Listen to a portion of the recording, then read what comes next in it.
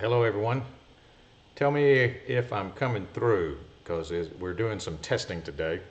I'm on a different internet today, so let me know in the chat. Make sure that we're coming through on Facebook and YouTube, please, everyone. By the way, welcome to another episode of Golf Cart Garage. If everything is working correctly, loud and clear. Okay, cool. What the deal is that I don't know, some of you remember, last time we had a real windy day, and I had some questions because of my neighborhood, the cable's underground. So well, anyway, it's not underground everywhere. So anytime we have a windy day, my internet can be questionable. So this is my backup internet. I'm not on cable internet right now. I am on T-Mobile 5G. That is my backup. So this is the first time I've ever tested my T-Mobile 5G. It seems to be doing better, and this is a windy day today is why I'm doing it. I didn't want the feed to fail again. So we're going to give it a shot and see if it works. So hopefully it'll get us through. This is Tuesday. We are live right now, Tuesday the 16th. My name is Tim. I work for Golf Cart Garage, in case you didn't know that. And we're going to talk about golf carts today, I'm sure, and we'll get to some questions. We have some regular questions. Follow us on YouTube and Facebook if you haven't already. Give us a like and a subscribe. That would be nice. Where is my social media? There's some social media links so you can follow us on other platforms also. Had some interesting things happen already today. First snake today. First snake of the season showed up on our steps. My wife, just before we went live, my wife came running in the shop and said, big snake, big snake. So anyway, I went and relocated the snake. It was a speckled king snake. They're pretty cool. They eat other snakes too. So anyway, I just moved him off of the steps. He was a good sized one too. Let's see, that was a social media links. Oh, I got a light out. Look right there. Can y'all see that light above my air conditioner? I got a light out in my shop. Let's see what's going on here. Is Facebook still rolling? David Tony says that's a good snake to have around. Yes, it is. That's what I told my wife. She said that's fine. Just I don't want it on my steps. That's basically all she said. So I gently moved it into the wood line. Yeah, my opinion on snakes has changed as I've gotten older, for sure. I mean, I'm not a boy anymore, so I relocate non-venomous snakes. And I've been to the emergency vet twice though, so I've paid my dues with venomous snakes. Two dogs, two different dogs at two different times at the emergency vet clinic. Popped in the nose and the snout. One of them popped in the ear, I think, by copperheads. So they show up in my yard. They ain't going to make it. But I know how to recognize them and all that. So, but any other kind of non-venomous snake, I'm not going to hurt them.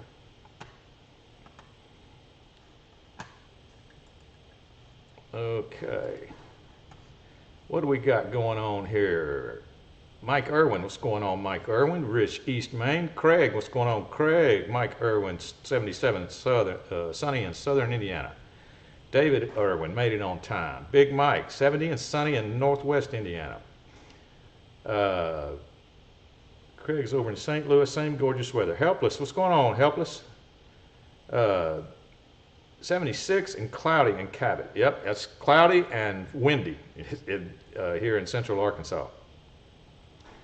Sir Walter, 77, is on its way to 83 in North Carolina. Sunny and 76 in northwest Indiana. Kurt, hey Tim, 85, feels like summer already. Oh man, it's nice. Nice weather now. Loud and clear, loud and clear. Okay, good. Galactic Technologies, what's going on? Meant to tell you about my Fix-A-Flat story. I bought 2 cans of slime, put half doses, 1/2 in each. Worked great. Well, it's funny you mentioned that, Craig, because I just did the same thing in my riding mower just the other day before I mowed. I did the slime, and I haven't checked it to see if they drained any, but I'm going to have to do that today because I just mowed the other day. I mowed at one of my other jobs too. I got another job where I mow grass at a big ranch. I think I've mentioned that before. And I mowed there the other day. I mowed my own house day before yesterday. So I'm anxious to see because the tires on it are kind of dry rotting. So I hope it worked. Greg Elliott, 75 in Bristol. Good day to be alive and wiring a trailer. Loud and clear here now on the show. Good. What's up with you all, Chevy Man? What's going on, Chevy Man? 60, Big Mike. My wife has never yelled that.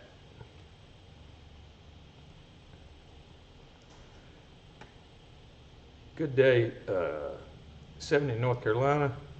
We ate rattlesnake on a caboose for lunch. Tastes like chicken. Oh, yeah, I bet it does. There's my wife, Catherine. Looking good. I'm assuming everything is flowing good because this is the first time we've done this on T-Mobile. So there's no hesitation in the screen, no buffering or anything like that, I'm assuming. Everything going great, Tim. Okay, good.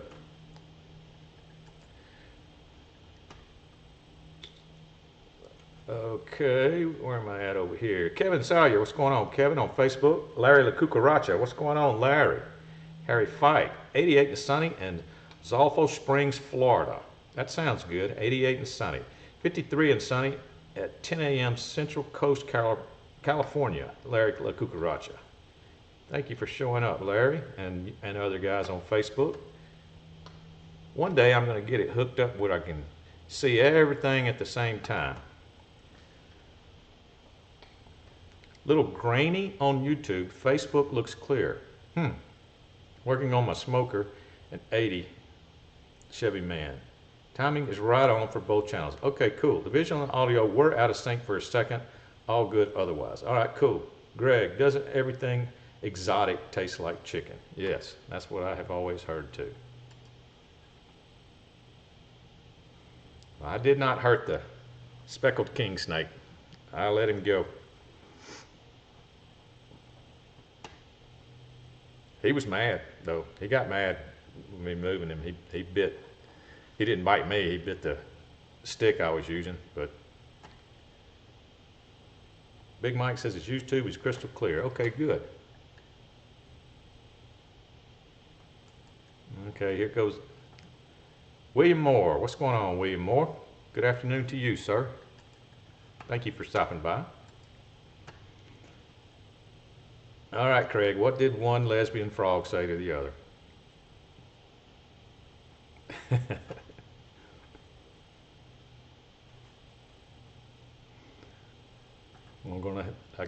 I want to see the punchline to this joke before I move on, before I go to the regular questions.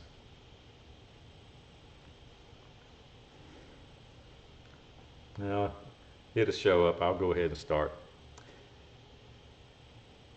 I have an Arkansas snake identification chart on my fridge.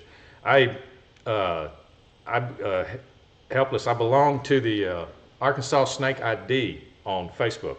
There's a group, Arkansas Snake ID, where people post pictures, and the admins are all snake people, you know, and they come back and tell you what kind of snake it is. So it comes in very handy. I mean, Arkansas has got some snakes now. There is no doubt about it. We got a lot of snakes. So don't come to Arkansas if you've got some kind of thing against snakes, because they got every kind. I see at least one rattlesnake every year. Big timber rattlers. I mean, they get big. When I ride my motorcycle, I take a lot of gravel roads, and they go through woods. They go through deer leases. Every time I go down there during season, which is now, you know, when they're coming out, I usually see a rattlesnake at least once a year.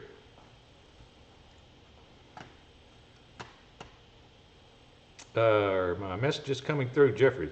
Yes, Jeffrey, I got you. Did you ask me a question, Jeffrey? I'll back up and see. Hello from Westfield, Wisconsin. Big Mike. Tim, need part numbers for 28.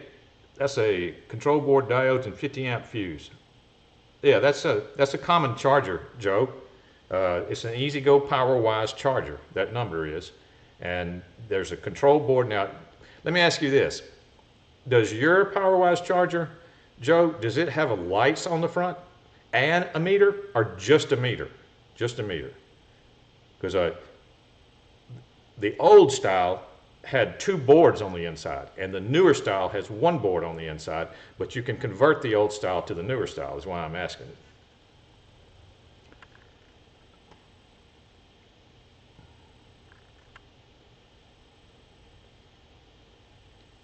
We got gators. Yeah, I know. We've had that talk, because we're worried about our dogs. Like I said, I've already been to the emergency vet twice and paid, I can't remember how much it was each time. It was at least $300 per dog at the emergency vet clinic. Well, they obviously they recovered. If I had gators, the dog probably would not recover. So that's something to think about. Just meter, one board. Yeah, those are easy parts to acquire, Joe. Those are very common. If you've got the one board, and we got everything you need at Golf Cart Garage for that.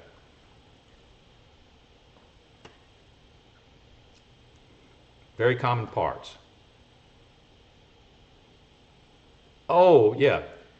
Jeffrey sent me, last week we talked about recommended hones, the guy that was asking about honing a cylinder, and Jeffrey sent me more specifics on what he would recommend, and in an email, and there he just said it right there. What the deal is, he starts out with a 160, we told that guy cross hone 160, I believe is all we said, but then he goes to a 220, then to a 320, so it does it all, makes it smoother and smoother as you go to the larger number, which is the finer grit.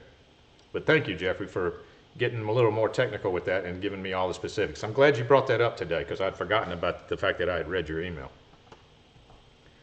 Jerry Kelly from Madisonville, Texas. What's going on, Jerry Kelly?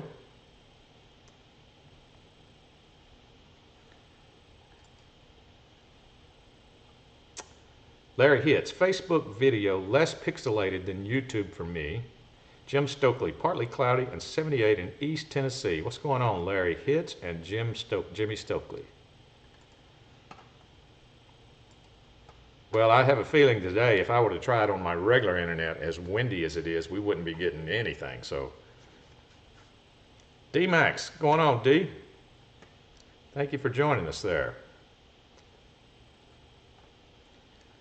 All right, I'll get started with some regular questions here. Number one.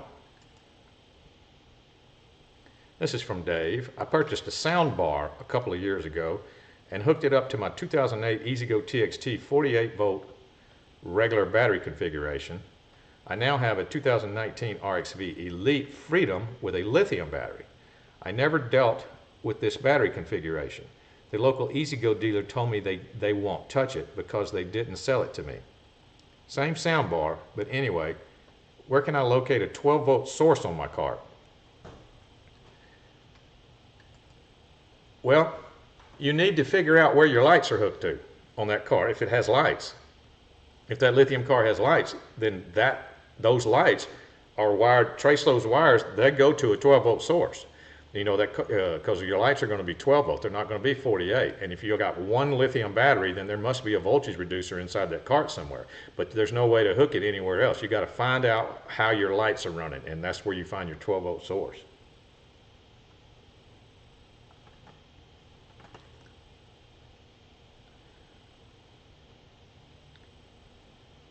Is there a pin identification chart anywhere for the 12 pin connector on the light harness for the 2000 Club Car Precedent? Which light harness? Where did it come from? Helpless. It just depends, because there might be, but it just because those are going to be different for every light harness.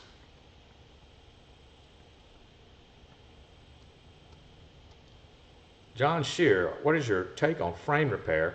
Are there any kits available for a 2005 EasyGo TXT? The front outside corners on the floor are really rusted out.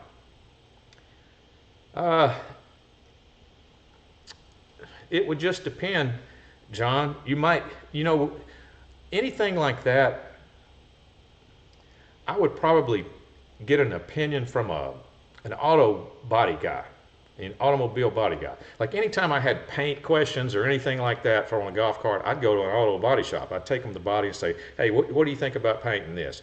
But any type of frame damage where, they're used to doing that, an auto body shop may have an idea, or even a welder. may have an idea. You know, that I would, because they may, if it's really rusted out, they may want to cut it out and weld a new piece of metal in there or something. So it would be, that'd be something that just depends on how bad it actually is. Okay, Helpless, so that's the Red Hawk stuff that you're talking about with the LGT 396. I'll have to look. Or did you send a, you could send a question, you could send that question to support@golfcartgarage.com, and they could find that out for you, for sure. If there is a pinout.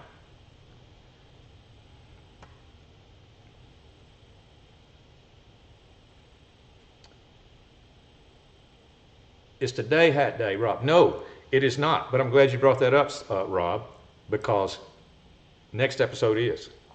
I just got that cleared a little while ago. I'm glad you brought it up because I didn't have that written down. So thank you, Rob.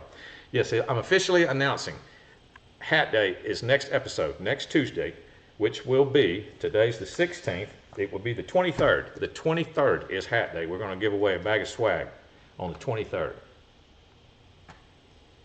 Did it again, GCG, not CGC. Yeah, well, you know, we do that sometimes, Helpless. Galactic Technologies. I have a golf cart came to, in my client kept complaining, the lug nuts kept coming loose. After the cart here, I inspected, and the installer of the rims used 4 separate 2-inch spacers and an extra long stud. Oh my God.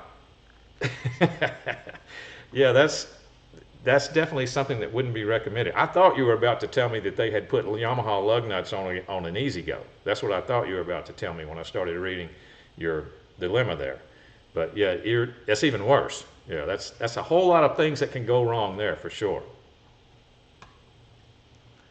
Craig says, I'm going to put nitrous on my 48 volt EXV and plumb some purge nozzles up in the hood just for effect. That's cool. Do it. Do it, Craig. Let us know how that works.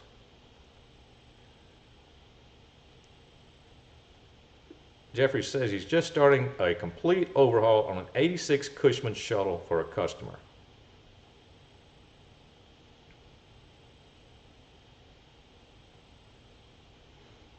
Galactic says this was on a club car.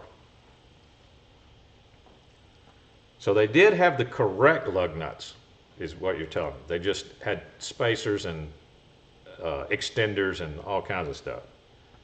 Yeah, I was thinking that they had put metric lug nuts on an Easy Go or a club car, because that could cause that issue too. Keith, what's going on? Nashville, checking in, sunny and mid 80s. Let me look at Facebook again. No, we're good over there. Well, I'm glad to see that we're still rolling at least, because it is windy out there. Number 2, that's where we're at. This is from Yoshi. Cart jerks going uphill. Can you tell me why? 4 separate 2-inch spacers. Yes, it's always amazing to me, Galactic Technologies, how some of the things some people come up with. So people come up with stuff that I would have never, it would have never even crossed my mind in order to do it that way, to do something that way. I still run across those issues all the time. Cart jerks for going uphill. Can you tell me why? All right, so what that means in general, if your cart starts jerking when you're going uphill, that means something is failing under load, because you start to go up. The only thing that's changed from flat ground to going uphill is that you're putting things under a load. So the most common thing to fail under a load is your battery. So it could be a low battery. I would clear that up first, and then we go from there. Clear up that you don't have one of your batteries that's failing when it gets under a load.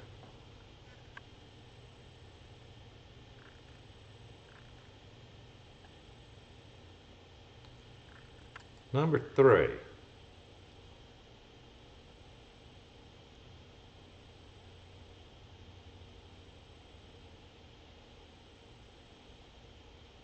This is from Wallace. I watched your video on changing batteries, and I have a question. When I stored our cart for the winter, I disconnected the positive and negative terminal wires to isolate all the batteries from the cart. When I reconnected for the season, I connected the negative wire first, then the positive. When I connected the positive, it sparked quite a bit. Did I do something wrong? Should I have connected the positive wire first to prevent this? Well, that is the correct way to do it, is you connect the positive first and you disconnect the negative first. Now, technically, that's the correct way to do it. So you did it wrong, you know. So try it the correct way and see if you still get the spark or not.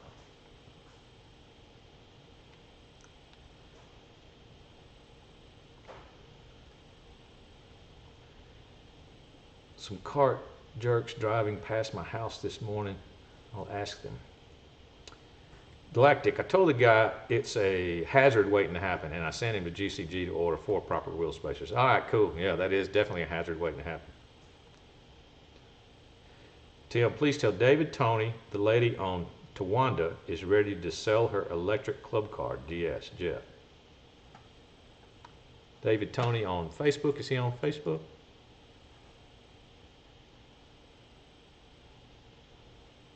Yeah.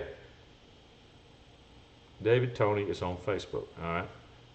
Now you want me to tell David Tony, the lady on Tawanda is ready to sell her electric club car DS. David, if you're listening, David Tony. Judy is her name.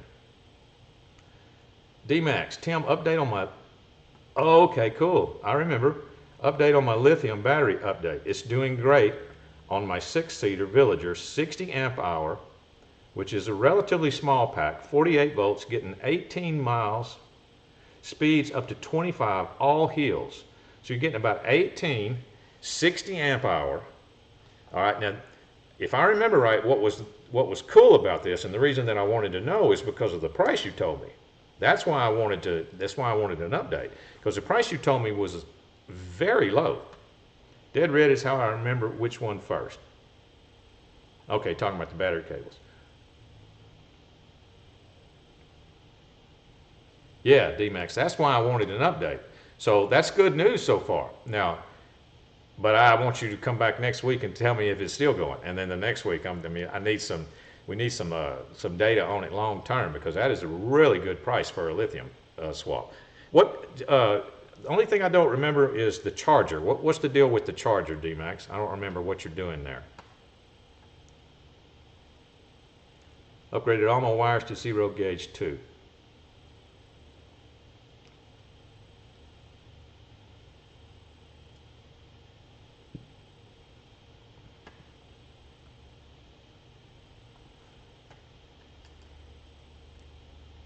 David Tony says thanks. So he did hear you, Jeff, on Facebook. He knows.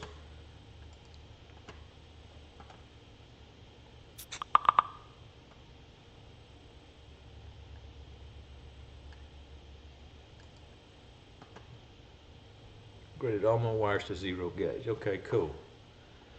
I just got a regular 18 amp lithium from Amazon. All right, that's cool. But we definitely want you to keep us updated on that, because don't let me forget. So come in, and if you'll come in and say something about it every week, then I'll remember, because we're definitely going to be tracking that one, because that price is pretty low. I'd love to get one of them. I'd get that right now if that's working out good for you. But I want a little more time. I want you to have a little more time, because I'm going to put that price, for that price, I could put 2 of them in parallel and get that thing rolling again, because that doesn't have any batteries in it right now. But I could put 2 of them 60 amps in parallel, and that thing would be a beast then.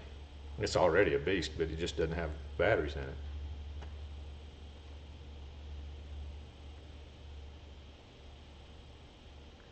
Number 4 is where we're at. From Alan. I'm outfitting my 2014 TXT with lithium and an onboard charger. My question is, the charging receptacle has a blue wire that changed to orange with a red stripe. That goes down to the controller. I'm replacing a receptacle with a standard 110. Does that blue wire to the controller do a necessary chore, or do I just leave it off? Thanks for your help. This is from Alan.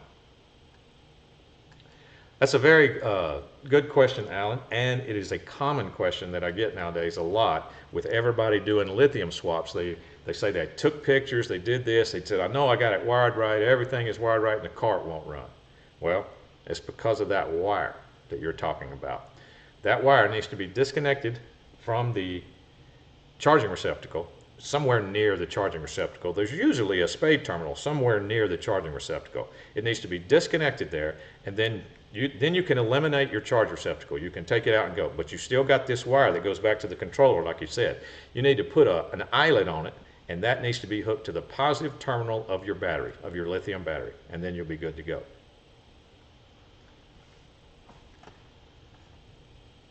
I got all kinds of screens popping up on me that I forgot to shut off. Just got okay. Just got that Yamaha service manual out to you on Saturday, UPS. Oh, thanks, Jeffrey. Appreciate that.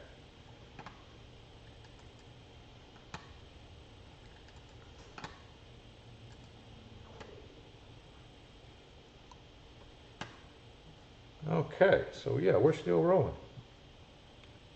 Yes, color matters. Okay, number 5. This is from Phil. Are all SB50 plug connectors the same, or does color matter by denoting some physical difference? Color does matter. Color does matter. The reason that they come in different colors is so you won't accidentally plug one into the wrong spot. Like you'll make like if you had a machine that had several of those SB50 connectors, which are really good connectors, by the way. They make a really strong connection point, and you plug yellows into yellows, or reds into reds, or grays into reds. They actually won't fit into another color, so that they have a little bit of a difference in the plastic to where it won't easily fit into another color. That's just so you don't accidentally plug it into the wrong place. Could be catastrophic for whatever machine you're talking about. That's a good question too. I actually get that question a lot. Number 6.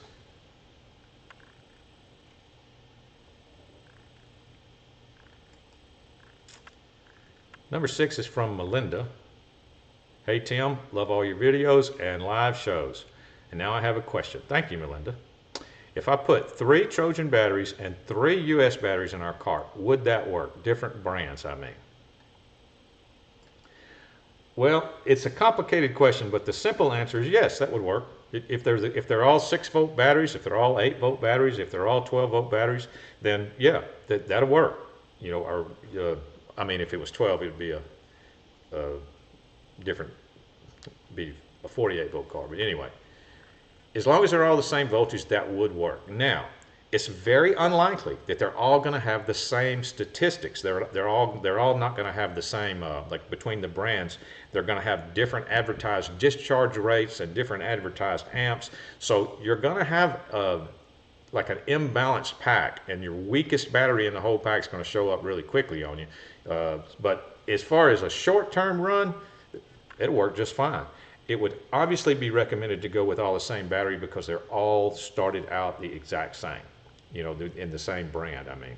But yeah, you could mix them and it would work for you. It may work for a long time. It's just there's no telling how long it would work. But yes, the answer would be yes, it would work. Not 100% recommended, but it would work.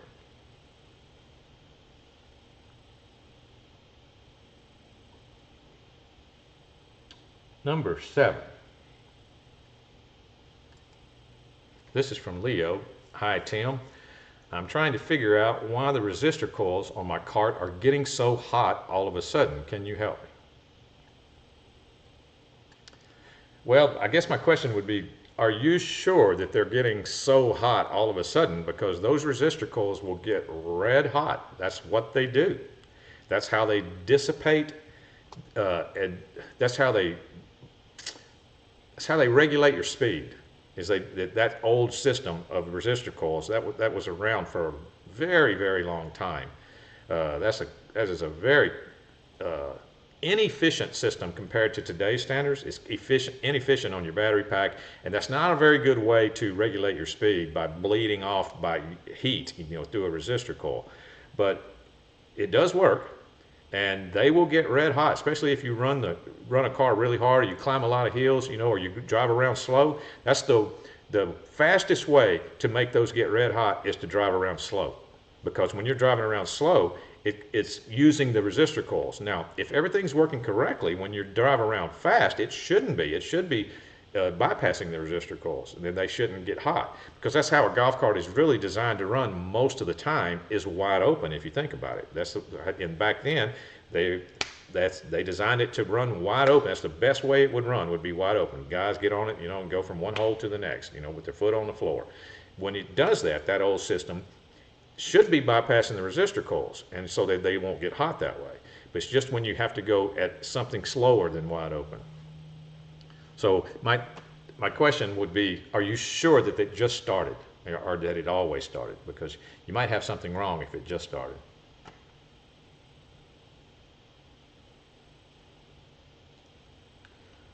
Number 8.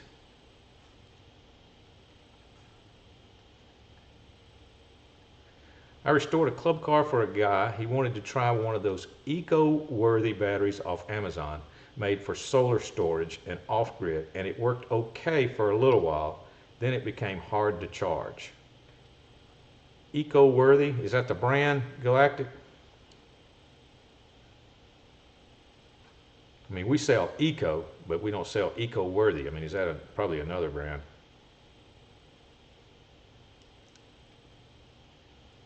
Yeah. How much was it? Do you remember? Because that's why we, you know, are interested in D-Max, because of the price. See, that's what I'd be worried might happen to him at that low price. He might end up getting something like that that didn't work for a long period of time.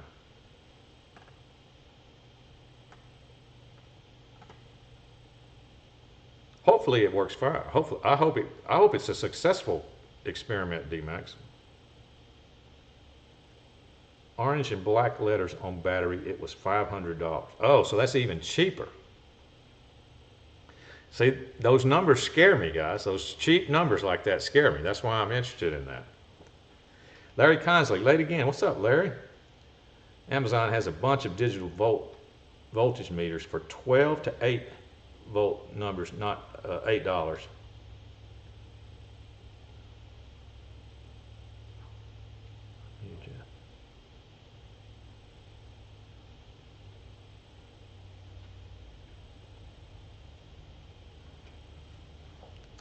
Rich Eastman, that's weird. Just before GT posted that, I went on eco-worthy site. Yeah, that is weird.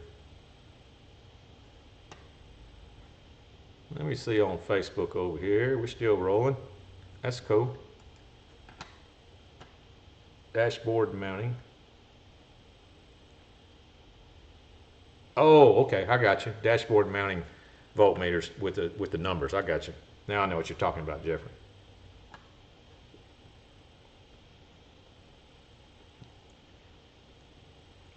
Galactic said, yeah, it scared me too. I tried to get the guy to get an eco battery, but he wanted to go the cheap route. Yep, that's what I'm saying. I know the eco batteries work because I talk to people, you know, that have bought them, and I get feedback on them on a daily basis, you know, of our customers. So I know they're good. And then you start teasing me with these low numbers, you know, it makes me want to check into them. But so far, D-Max says his is good, and around the $800 mark.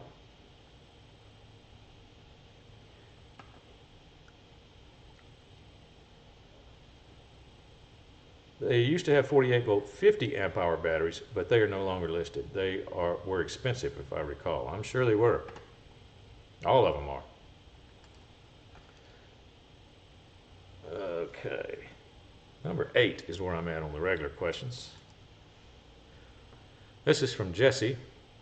I'm new at golf carts. I just need some clarification. Do all golf carts have 4 lugs, or do some have 5? Jesse, all regular golf carts are 4 lug.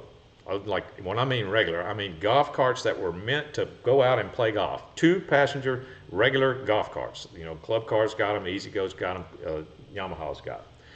But Club Car, E-Z-GO, and Yamaha also have other types of vehicles that aren't really considered golf carts. They might be considered a utility type vehicle. like designed to go to the golf course, but not designed to play golf out of. Designed to like haul sticks around or pick up balls or do this. Or there's all kinds of different vehicles in the three major golf cart manufacturers lineup. And some of those may be designed to carry a lot of weight. And some of those that are designed to carry weight, like the airport shuttles. You see those shuttles driving around the airport? Not exactly a golf cart, but it could be made by Club Car, it could be made by Yamaha or E-Z-Go. Some of those that are designed to carry a lot of weight may have 5-lug rims. So you just got to realize if we're talking about a regular golf cart, they're going to be 4-lug. But if it's something else other than that, then it was probably designed for a vehicle that handles more weight.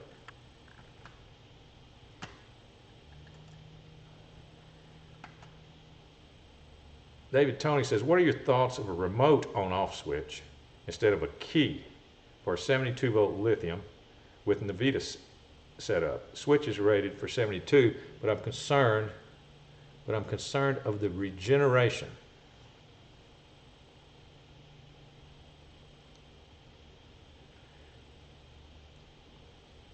I don't say anything wrong with a remote, excuse me, a remote on-off switch, David. 72-volt lithium with an Navita switch is ready for 72 volts, but I'm concerned of the regeneration. Tell me what you mean by that, David. I'm not sure I understand the question about your concern about the regeneration. Bart Gilman, I was scolded for having Napa batteries in my cart. The tech I took my cart to said only Trojans. Well, I say that too, but we sell a lot. But when I had my own shop, that's all I sold was Trojans. That's it. I didn't even mess with anything less than a Trojan. I had developed that habit over the years. I mean, I tried everything. You know, when I had my shop, I went through every other brand, and I had the least amount of trouble with Trojans. So I just quit selling any other brand, quit installing. I'd only put in Trojans. And I would tell people that I'd tell people this when they'd get the price on Trojans, and they'd go, "Oh man, that's high, that's expensive." I said, "Well, Trojans are the best, but they are going to be the most expensive when it comes to lead acid." And I would tell them that the cheapest or most inexpensive alternative that I know of would be those batteries they sell at Sam's. They sell golf cart batteries at Sam's. That's the cheapest alternative I know of, but they do not have good reviews. So you can go, if you want to buy those batteries from Sam's and bring them to me, I'll install them in your cart, but I'm not giving you a warranty. You know, it's going to be a Sam's thing. But if I install Trojans in your cart, I'll give you a warranty with them. Oh, I see what you're talking about, David. Yeah, the volts are definitely going to go up when it's charging. Okay, so you're thinking that the volts would be going through your remote. Not if you, okay, not if you didn't have it on, right? You didn't, and if you had it off, the volts aren't going to be going through your switch. Isn't that correct? Am I thinking about that correct? I think I am.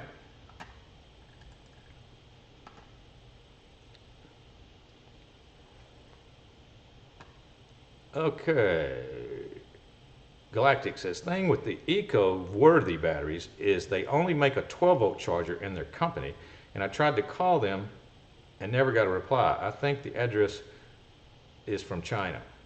Tim, on top of that, this battery uses cylindrical cells like a Tesla battery, which is better than all the other manufacturers that use square battery cells. Huh. Jeffrey says, pay for what you get. Yep.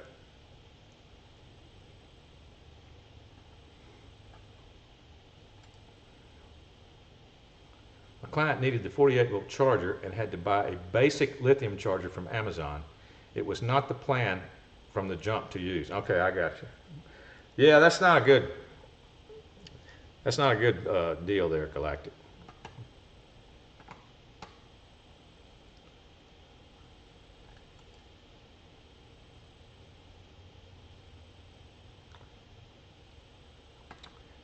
Okay. David says that's the issue. It's always on. Because you're using a shunt state of charge. Well,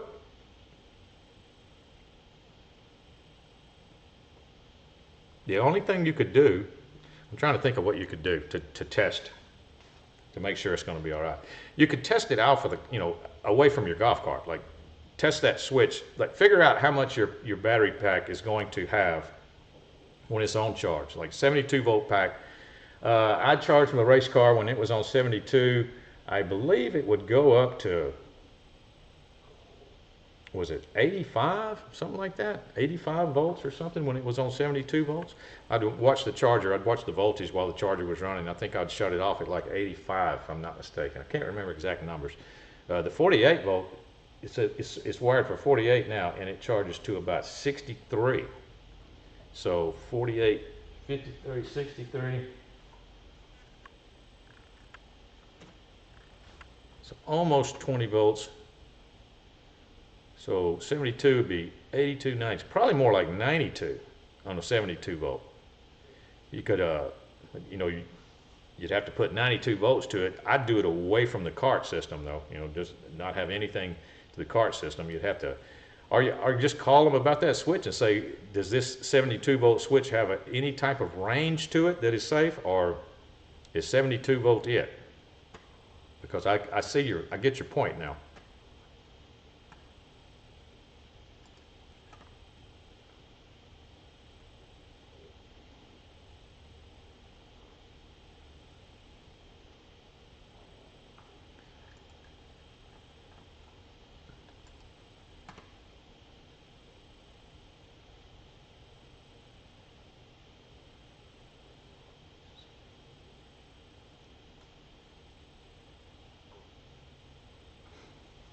Yeah, you talk about Optimas, Craig. Optima batteries use cylindrical cells, and the battery looks like a six-pack. An Optima is an AGM battery. Okay, the difference between a regular AGM and an Optima AGM is that Optimas use cylindrical cells. All right, so it's actually, AGM stands for absorbed glass mat, and that is in both of them. An Optima is an absorbed glass mat battery, and a regular AGM is a absorbed glass mat. There's a substance inside the cell that soaks in all the acid. You know, it's still an acid battery. An AGM battery is a lead acid battery. It's just that the acid is contained in a sponge-like system. It's like a sponge filled with acid, so that way you can turn them on their side and there's no leaking or anything because all the acid is contained in a sponge. That's why it's called absorbed glass mat, but it looks like a sponge, but it's not. Now the cylindrical cells make it able to do thinner rotations of cylindrical stuff. That supposedly makes it better. Now Optimas are very good batteries. That, you know, you've seen my Yamaha G1, my old two-stroke Yamaha G1 that I sometimes have behind me, but it's over here right now. It has a Optima starting battery in it, red top, cylindrical cells. I have never changed it, and it's over 15 years old. I've never changed that battery, and it's over 15. It's been in that car over 15 years. So there are some good batteries in the correct. You use them in the correct application that they're designed for. Like that's a starting battery. Red top is for a starting application. That's an application that charges the battery as soon as the engine cranks. You know, it charges the battery. That would be a starting application. Optima red tops are for starting. The marine ones have a blue top. The Optima blue tops are for marine configuration. Those are more for a deep cycle application, like a trolling motor or something like that, that drains the battery down really low, and then you put it on a charger when you get home and charge it back up. But I don't know if that's what he was talking about. He said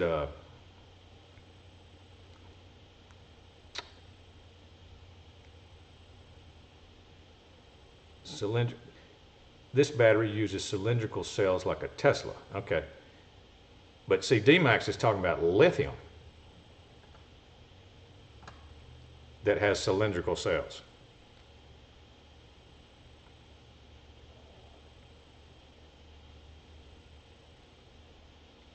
Chevy Man says he had a 3-lug Dana golf cart rear end.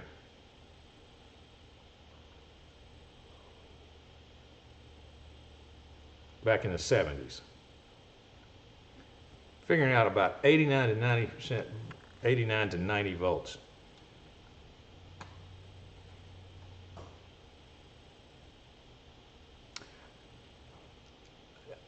I've actually looked that up before, Craig, to see if there was an actual difference, because anytime you put the word marine on anything, the price goes up. I don't know if you've noticed that or not. It's the same way with batteries. If you got the word marine on there, then the price does go up. I think that technically there is supposed to be a difference, but it would depend on how cheap the battery is, or what brand we're talking about. The difference is supposed to be heavier duty for the more rough and environmentally extremes of a marine environment. So they do something, they use thicker plates or something like that. If you look it up on the internet, I think you'll get an answer, comes back something like that, that there is supposed to be a difference. But I've over the years, I've learned to question whether there really is or not. Kurt Ellsbrooks, what's going on? Kurt from Alabama. What's going on there, Kurt?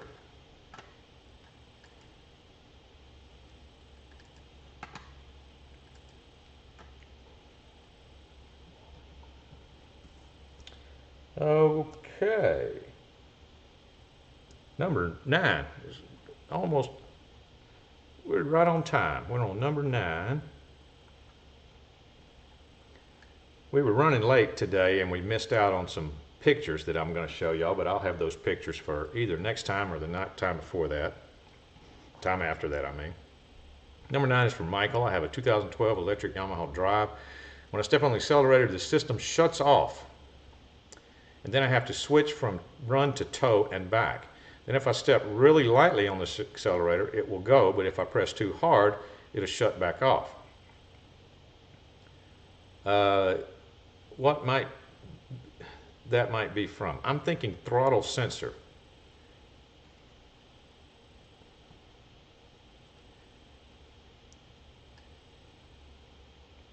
Michael, throttle sensor. Yeah, that's what it sounds like to me, Michael, because what your throttle sensor does is senses where your pedal is at and then sends the appropriate signal to the controller to tell the controller what to do.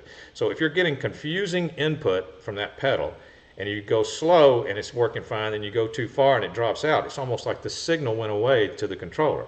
So I'm thinking that would be my first place that I wanted to tackle, would be throttle sensor, because that's not a real expensive item, anyway. So D-Max, quick question. What type of motorcycle is that in the background? It's my Kawasaki X300 Kawasaki versus the 300. The Kawasaki makes a Versus 300, and they make a Versus 650. That's the 300, and I put a little bit more aggressive tires on it because it comes with street tires. So as soon as I wore the street tires out, I went with what they call big block pavers. Those are the tires that are on like adventure bikes. I don't know if you know what the adventure category is, and they're designed to run really good on the highway, believe it or not. But they have a little bit of a knobby to them that when you get on the gravel road. I like it very much. It's a 300, so you can go as fast as you want to on the highway. And those tires really surprise me because they look really aggressive. The tires I put on it, they look aggressive, but they do fine on asphalt. They do fine on asphalt. I haven't really had it in mud or anything, but I do need some traction, when I hit a gravel road, because there's, like I've said before, there's lots of gravel roads in Arkansas. So anyway, it's fine. The only thing I don't like about it is because of the design of the adventure bikes, and you see how the seat does that big dip in it, it's not real comfortable to me. That's the only thing I don't like about it. But the bike is excellent, parallel twin, RPMs for days, just go off the chart with RPMs. So it loves to run. It's the same motor as a Kawasaki Ninja 300. They make a Ninja 300, the small Ninja. Same motor is in that thing. So it runs like a Kawasaki Ninja. A small one,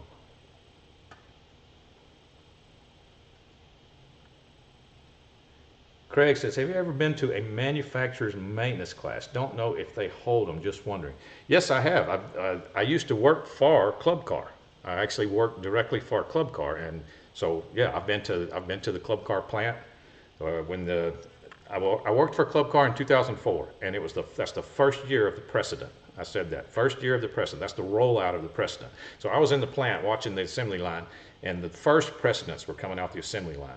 And then I went to work for Club Car like a dummy as the warranty guy in the first year of the precedent coming out. I'm the warranty guy. So that was terrible. It's terrible.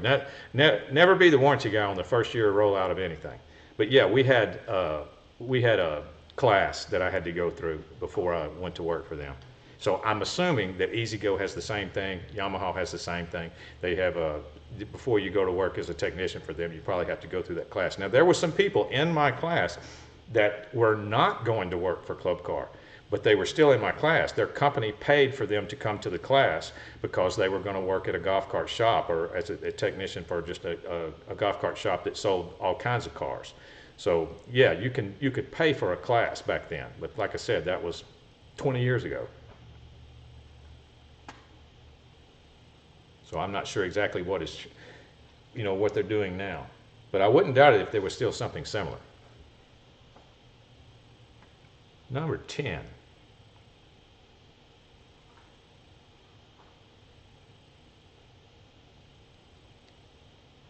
Yeah, Jeffrey says you have to be a dealer or know someone. They are not free. Yeah, it wasn't free back then when I went either. It was not free. Club Car paid for it for me. Now, if you want to talk about did I actually learn anything in the class, now that's a different story. I can tell you this, I learned a whole lot more with hands-on experience than I did in that class. The class was only like a week. This is from Janelle. We have a 2007 E-Z-GO. When my husband starts it up and hits the gas, it acts like a stick shift car where it won't get out of first gear. Eventually it gets going and drives fine. He thinks it might be the solenoid. Any suggestions? That doesn't scream solenoid to me at all, Janelle. You said it's a gas car. Yeah, that screams a sticking clutch.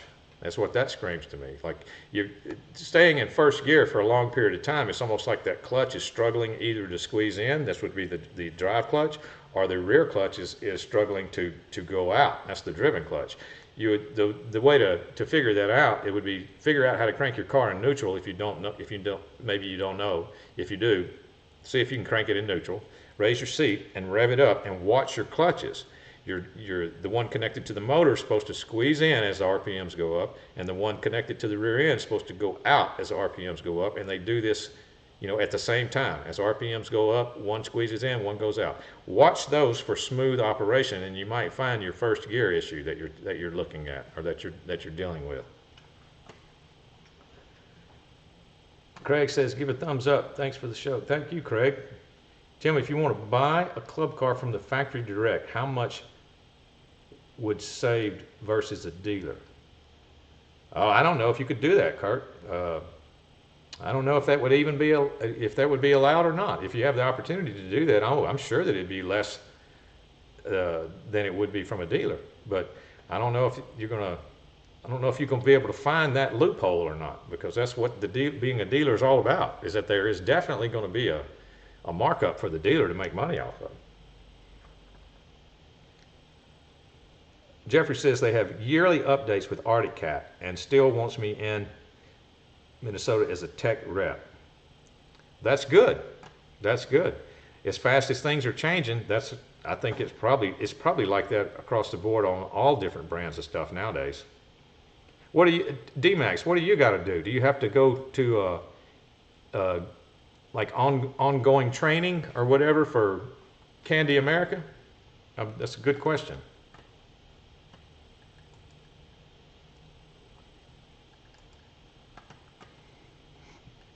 Okay. All right. The title of this episode was My Resistor Coils Get Hot. Well, they're supposed to, so we talked about that. Let's see, social media. There's some social media links if you want to follow us on other platforms. TikTok and Instagram. Follow us on YouTube and Facebook. Give us a like and subscribe. If you would like to buy a hat from Golf Cart Garage, you can. There are some hot links in the description that take you right to them, and bam, there they are. Wait, wrong way. There they are. You can buy one from Golf Cart Garage if you would like to. If you would like, also, you can come back next Tuesday, and we're going to give one away. We're going to give away a bag of swag next Tuesday. I got the approval right before I went live. Right after I moved the snake off of the property, I got the approval to do the hat giveaway next week. So everybody come back then.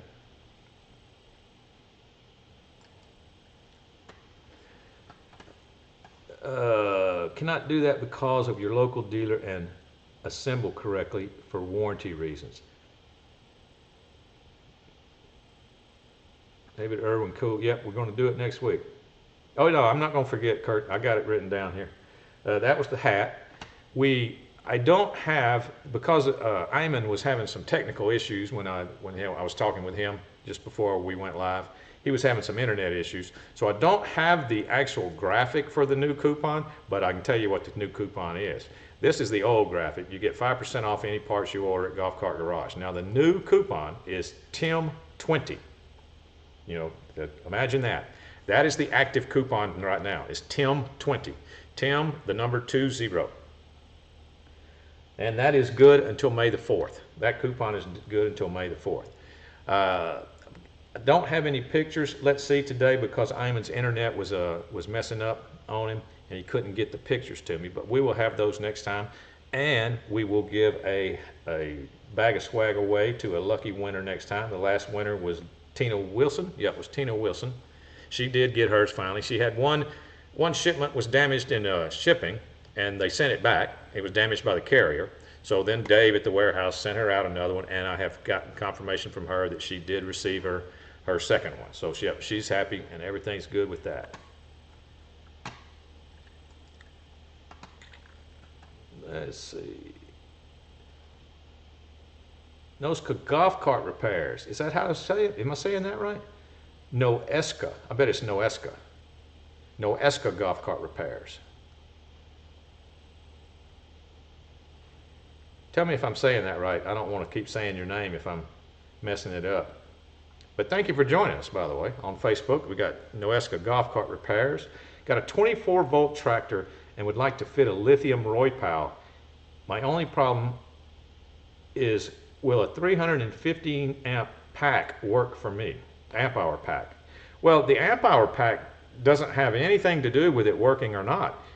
It just needs to be a 24-volt lithium pack. The amp hours is only going to make the tractor run from now to the end of time, or have a very, very low voltage drop when you take off. But you just need to make sure that it's a 24-volt lithium battery, or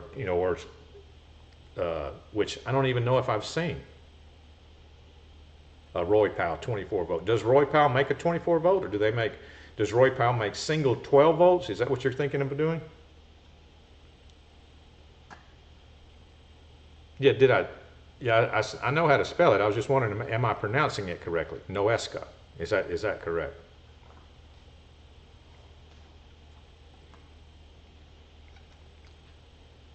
Yeah, the amp hour pack is not what you need to look out for. It's the voltage of the pack that you need to look out for.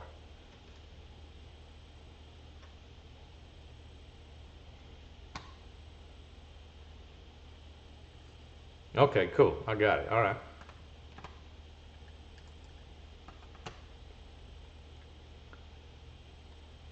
Kurt, Alsbrooks, we go live every Tuesday at 12 noon Central Time. Now remember, I said Central Time, so it's 12 noon Central Time. We go live every Tuesday. But if you'll subscribe to Facebook or YouTube or one of those, you get a notification. As soon as I hit the timer, people get a notification that says we're going live in about 4 minutes. So that's why you got to like and subscribe.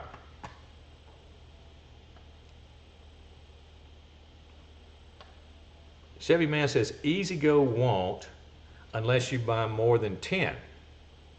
Oh, okay. I got you. See, there's going to be some way they get the money out of you, when you, when you try to find a loophole. They're going to have some kind of protection in place where they can still get money out of you. And there it is right there. You buy 10. Not many people are going to be going out buying 10. I used to, but I was running a business. There's not going to be people that aren't, you know, running a business that are going to be buying that many. So it's hard. It's tight margins. Tight margins. I mean, even though golf carts have gone up dramatically, that doesn't mean people are making more profit, because they're still making the same amount of profit because all the other prices have gone up dramatically too, having to do with golf carts. Grabbed this morning, so I didn't get a notification. I'll be sure to tune in. All right, cool. Thank you, Kirk.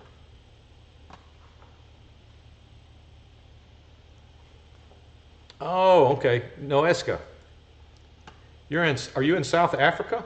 I just got informed by somebody, my executive assistant, that says you're in South Africa. That's cool if you are. You should have told me that.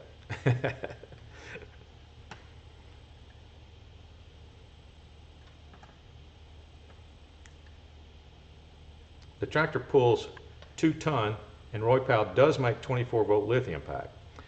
Okay, well then that would be the reason, it'd be another reason why you wanted, yes, from South Africa. All right, cool, man.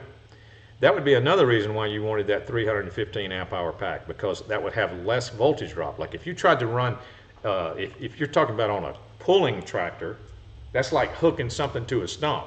And that's when those amp hours are going to really come into play. So you want as big an amp hour as you could possibly get, and then, you know, 24-volt pack, but as big an amp hour as you could get, because that's when you start hooking to the sled or trying to pull the stump out of the ground or whatever, that's when it's going to start creating, it's going to start sucking those amps out of that battery. And so you need as many as you possibly can have in order for that application.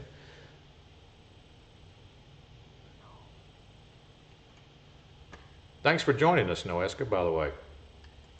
We've got several people that work on golf carts in the room now.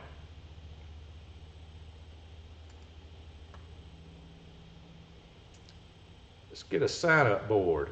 Who wants to buy one of 10? Yeah, really. See how much money you could save. All right, guys, I think that's going to be it for today. Just remember that we are going to do a bag of swag next week. That is going to be Tuesday, the 23rd. And Kirk, I hope you get you a new notification so you don't have to remember it. But if you need to, it's Tim Taco Tuesday, 12 noon Central Time. Tim Taco Tuesday, 12 noon Central Time. All right. Thank you, Tim, for your time. See you next week. Thank you, Jeffrey.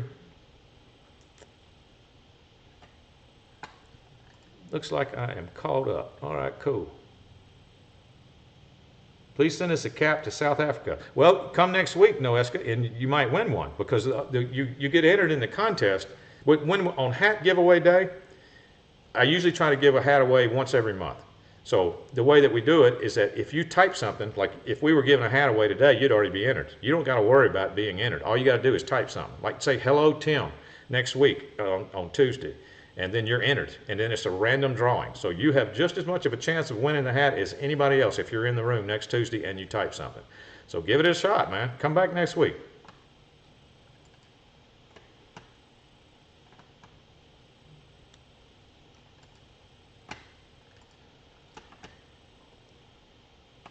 Kirk pointed out that it is 1 p.m. Eastern Time. It's 12 noon Central Time, 1 p.m. Eastern Time. So you're going to have to figure out your South Africa time there. All right, guys. I will see y'all then. Thank everybody for coming. Thank everybody for participating. Thank you for everybody that gave me some help on some of the questions that I might not be up on 100%. I appreciate that. I like the variety of people that we have in the room. Between everybody that's in here, I think we have experience all over the place. So that's good. We can get some things done and get some questions answered.